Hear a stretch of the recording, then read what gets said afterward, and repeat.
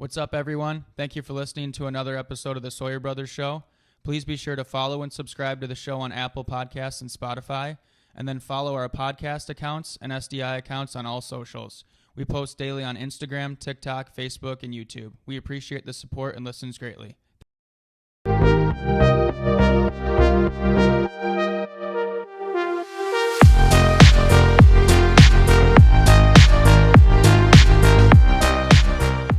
So as we've gotten to this point of the Stanley Cup Finals, we are just before Game 6 here, and it's been quite the interesting, unpredictable Stanley Cup, like to say the least. So what I want to ask you is, heading into Game 6, all right, Florida goes up 3-0. They win the first two games at home. They go to Edmonton, win Game 3 there, and then Edmonton ends up winning Game 4 and 5. They have all the momentum. They're heading back to Edmonton right now on their home ice. So they have all the momentum. Things are going their way. And Florida has a chance to actually end it in this Game 6 here. So I'm asking you, who would you rather be a part of, thinking you have the best chance to win the Cup, Edmonton or Florida? If you believe in momentum, regardless of the fact that it's a long series and there's been like a 3-day break from Tuesday to Friday, from Game 5 to Game 6, then I'm taking Edmonton. Edmonton, obviously, like you said, went down early, has all the momentum. They've won the last two games, and it seems like they were pretty dominant in those games. So I'm going to take an Edmonton in that. I also believe that McDavid will just elevate his game even more than he already has in those last couple games. He's broken records and been right up in the records for multiple things with Gretzky in history. So if I believe in that, I'm taking them. But at the same time, if we're sitting here a few days from right now or a week from right now and someone told me that Florida won in Game 6 or in Game 7, I wouldn't be too surprised either way. Ultimately, I think it will be Edmonton, but I wouldn't be surprised if Florida wins. They're a reason that Florida's in the finals and that they were up 3-0, and it's almost one of those things where maybe they just needed to calm down a little bit in Game 5 and Game 4 and just get ready for Game 6 and end it.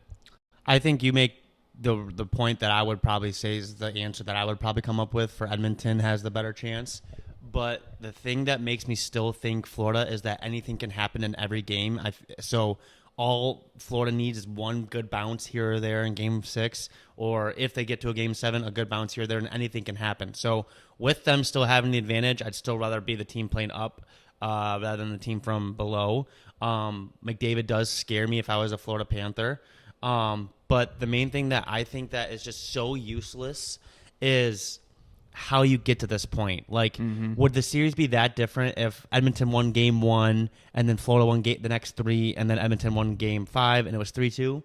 Not really. You're still going into Game 6 with the same score. So people saying they don't have a chance because they were down 3-0, it just doesn't make sense to me, because it's like you're at the same point as if things went a little bit different in the past. Yeah, you still get to the same point in the series. 3-0, 3-2. It doesn't matter if it was back and forth every time. It's still 3-2 going in Game 6, as long as you just are fine with momentum not being the whole thing. So Florida, I think that they almost hurt themselves a little bit by going up 3-0 because they got too comfortable and because they thought things were going a little too easy. And then once things start going a little less their way, all of a sudden, oh no. Yeah, they snap back into it. Like those first two periods of Game 5, they were not the Florida Panthers they have been all playoffs. And then for the first 8 minutes of the third period, they looked tough. They looked mean. They got back to their system, but it was just a little too late. So I think they also were dealing with the pressure of potentially winning the Cup. They didn't do that last year. They obviously have the experience of going to the Cup final last year, but they don't have the experience of playing in a game where they can win the Cup that night. And if you listen to any story, any podcast, whatever, player, coach, recent, long time ago, whatever, they always talk about how difficult it is to play in those series clinching or cup clinching games because there's extra pressure. You have your family, you have your friends all flying into wherever it is. And there's just that extra pressure of knowing like, hey, if we win this game tonight, there's a massive party and that goes on and the season's done. And we just start celebrating for the whole summer. We have months ahead of us. Where if we don't win, we move on and we have to get ready for the next game. We were listening to Nathan McKinnon tell this interview from when they won it in 2022 and how he said they had a chance to win it. Who were they playing? Tampa, I believe. Yep. They were playing Tampa, and he said he always rides the bike after the game. And so he's sitting in there after they lose a game where they could have won the cup, and he's finishing his night on the bike when he could have been finishing his night in the locker room celebrating with the cup. So I'm sure that's a very emotional, extra intense feeling that you need experience to deal with that. Well, you think about it all your life. You think about it all season, your entire career. You think about it all playoffs, and then, wow, it's finally here. I can do it. And then it's a lot. So I don't blame Florida for being a little bit nervous or a little bit doing too much. Sometimes less is more, and I feel like that's kind of their game plan they need to do for this Game 6 if they want to win, is like less is more. Like, let's keep it simple. Let's get back to our game. But, yeah, like the pressure of winning a cup is insane, let alone being the team who had like that. So that's where it comes to it. Would you rather be the team that's the underdog right now and playing away or like from behind, right, or be the team that's playing with the lead right now? Yeah, because everyone a week ago, or I guess it probably was a week ago now after Game 3, was just saying, hey, going into Saturday. Yeah, it was a week ago, because going into Saturday night for Game 4, this series is over. And now it's like, oh, it's not over. A lot could happen in the next 2 games. And if Edmonton comes back and wins this, I mean, McDavid is already on path to be, an all-time legend. But that's based off individual skill and individual performance. If he can lead his team to win a cup, coming back from 3-0 in the final, it will be so compelling of a story and reason for who he is as a player and as a leader, because I don't think that's ever happened. I mean, I guess we should probably know that, but I don't think that's ever happened. When what? Cup final coming back 4-0? 42. Oh, okay. The Leafs came back on the wings, but that was 1942. 1942. Yeah. So there's 6 teams in the league. Yeah. Still impressive, but it's a whole different thing now. There's 32 teams. It's a whole different thing. Do you think McDavid's a household name? In Canada, yeah. I think in parts of America, I think it's growing. I think his name would probably be growing the same way that hockey in general has grown.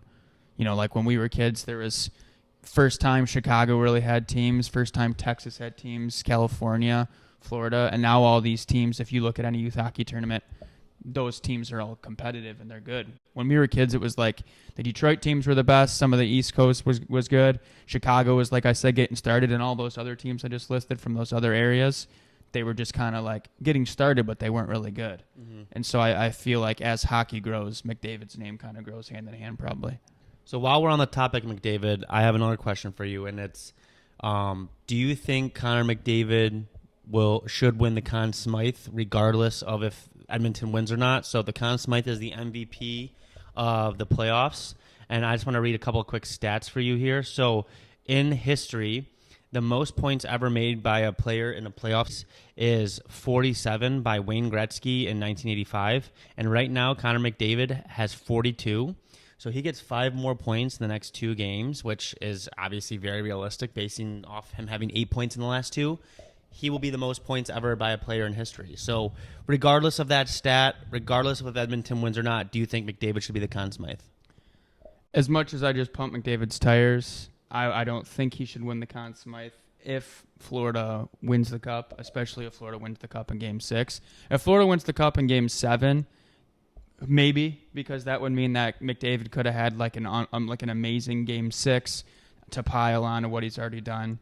And, maybe Game 7's like a 1-0 win, and McDavid had 5 points in Game 6. Yeah. Maybe that would be the case, but if it just ends in Game 6, regardless of what he does, I don't think he should win the Conn Smythe. Yeah, What do you think? I would say it's hard to actually give like a fair answer, because I know you're the same way, and I'm sure everyone listening can give the same way. You could go make an argument for either case. I would say at the end of the day, yeah, you have to. I mean, he's already broken the record for most assists in a playoff history, but in a single playoff run, I would say he should get it. There's only been one time in history that the losing team that I know of, the losing team in the Stanley Cup Final, has gotten the Conn Smythe, and it was Jean-Sebastian Jaguar. Mm-hmm. So it wasn't even a player. But with how McDavid's playing, I'd say I'd probably agree with you. If Florida wins in 6, then it shouldn't go to him. But if it goes to Game 7, regardless, it's his. Yeah, I mean, I think it's one of those things that the league would probably, want him to win, because it's such an easy story to tell. You have the Canadian kid who's named as the next best of all time for this generation. And if he wins a cup, if he wins a Conn Smythe, like that just goes along with the story that, because I feel like at this point, like McDavid has a lot of people that are rooting for him because of that. Like he's the Toronto kid. He's from Canada. He was drafted by the team he's playing for. He's doing all these things. So a big thing every year when the cup is awarded, obviously they hand out the Conn Smythe. They celebrate that really quickly. Normally the player just kind of grabs it, takes it over to the bench, and they move on because they want to get to the cup. And then the captain comes out, Gary Bettman hands him the cup, and that's the whole celebration that begins. Everyone knows that the first player that gets the cup is the captain. And then there's always a storyline or two about who's going to get the cup after the captain. So who is the captain going to give the cup to right after he raises it, goes from there. There's a lot of factors into it. Sometimes if the team's won multiple times in like a short amount of time, like when Chicago won, that was different because they had won 3 within 6 years. Or is it 3 within 5 years? So, that second and third cup was different than whenever they first won it. And so on. There's plenty of examples of that. But who do you see Edmonton and Florida when they win? Who do you think would get the cup second from either Barkov on Florida or McDavid on Edmonton? So for Edmonton, I think that McDavid should be handing the cup to his forward Ryan Nugent-Hopkins. So I think a lot of people would say, "Oh, you got to give to that Draisaitl." The reason why I'm going with Hopkins first is because he was there for the dark, dark days that McDavid wasn't even there for. I think he's the longest standing Oiler, obviously. He was there when the team was real, real bad, like back in 12, 13, 14, when they had the TV show called Oil Change, and they were kind of the laughing stock of the league. Like, remember when they were just the worst team? Multiple years in a row, first overall picks, and they couldn't do anything. Like, they had 4 first overall picks within, 5 or 6 years? So I think that Nugent-Hopkins, being there for so long, he's had completely new rosters year in, year out, and he's been there the entire time. He's been a great player for them all the time. He's been a huge factor. He's probably been taking a little stress off of McDavid and Draisaitl, who are their big 1 and 2. So I think that he should be getting it for the Oilers. If the Florida Panthers win, kind of the same basis, but I think Aaron Ekblad should be handed it second.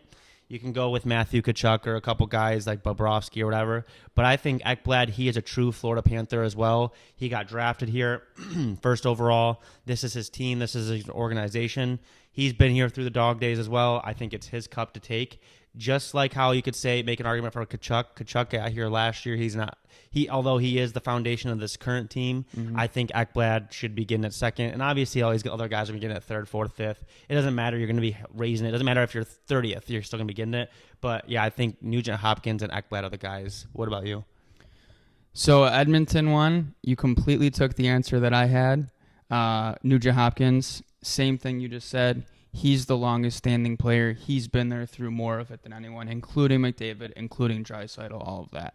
And I actually saw something that said that the players joke around that he is the coach, Knoblauch's favorite player, because he just does everything and he doesn't need any of the extra credit. He just wants to be a part of the team. The answer I'll give for Florida, I probably would not have gave this answer unless I would have saw this highlight from the Wings back in the day when they won, I believe it was the 0-2 Cup. Yzerman won the Cup for, the third time in like a handful of years. And Scotty Bowman, legendary, puts on his skates, goes out there, takes the Cup from Yzerman. So I'm thinking Paul Maurice has been in the NHL. Most games that I think almost any coach ever coached. Yeah, one of the top for that. So if they look over and they give it to Paul Maurice, because I don't think Paul Maurice will necessarily be out there with skates on, but he's someone who has only been with Florida for this is his second year with Florida, right? Yeah. But he took him to the final last year. If they win it, obviously, this year, he'd be taking him to a final 2 years in a row and getting him a cup. And he's been in the league coaching in the NHL longer than probably most of that team's even been alive. If you think about the roster, so if you think about that, he's put his time in. And a lot of times they give the cup to someone, a player who's been in the league for a while and hasn't won it yet. Everyone knows the legendary Ray Bourque getting it from Joe Sakic in Colorado. That one, I don't even think Ray Bork even lifted it. He kind of just took the picture and went, "Here you go, Ray." Yeah. Which it's an emotional video clip every single time you watch it. Yeah. But I think seeing Maurice get it, that'd be super cool. He had a comment the other day in the media that said, "Yeah, I've been coaching for a while. It'd be cool to actually win one." Yeah. So it's true. just being very nonchalant and subtle about it. But yeah, I don't know if that would actually happen because, again, they normally go to a player, and that's probably how it should be. But I think the storyline, just because Maurice has been in the league for so long, would be super cool to see. So I think those are actually both really good answers. So now I want to ask you your prediction for what's going to happen. You can get as in-depth as you want. Who's winning Game 6 with the score? If there's a Game 7, who's winning that? You go first. I think Game 6 will be tight. I think Edmonton will win it. I think it'll be close, like 3-2, 4-2, something like that, like a 1-2 game. I don't think it'll be like one of the previous games. I think it'll be more back and forth. And then Game 7, I think it'll be a very low-scoring game, and I think Edmonton will win that. I think that one could be 2-1, 3-1 with an empty netter or something like that. I would take, the under on the final for sure, but I think Edmonton will pull through on both, and it'll be a cup final that everyone counted out a week ago after Game 3. And it'll, like I said earlier, it'll just blow up McDavid's status even more than it already is. So our uncle texted us a few weeks back during the playoff run and made a really interesting point. He said that he thinks the away team actually has more of an advantage sometimes because the home team is so pressured to win on their home ice. Mm-hmm. So, which is almost why I think it hurt Florida in Game 5. So I want to see a Game 7. I talk about it all the time on here. I want to see McDavid have some success, but I truly think that Florida will close it out in Game 6 and maybe even by 3 or 4 goals. So, yeah. I don't know. My prediction before the playoff series was Florida in 5 or 4 or 5, and I was wrong. I thought it looked like I was going to get it right, so I can't sit here and say that I'm good at predictions right now, but I think Florida ends it in 6. Either way, I'm fine with either team winning. I would like to see Edmonton win a little bit more, but like we talked about earlier, the Edmonton story is great, the Florida story great. I'd be fine with either team winning, and I wouldn't be surprised whoever wins. So I'm looking forward to whatever we see, because like you said, a lot can happen. I mean, we could be sitting here a week from right now and 2 crazy games happened, or we could be sitting here 48 hours from right now on Saturday night looking back on Friday and being like, yeah, like you were right, Florida won 5-0, 4-0, something like that. So, and then right after that, it'll start the NHL draft and free agent frenzy, and then gives the dog days of summer where we can start talking about some other fun topics and get into some other cool things we want to express throughout the podcast. So we're looking forward to it. Perfect. Thanks, guys.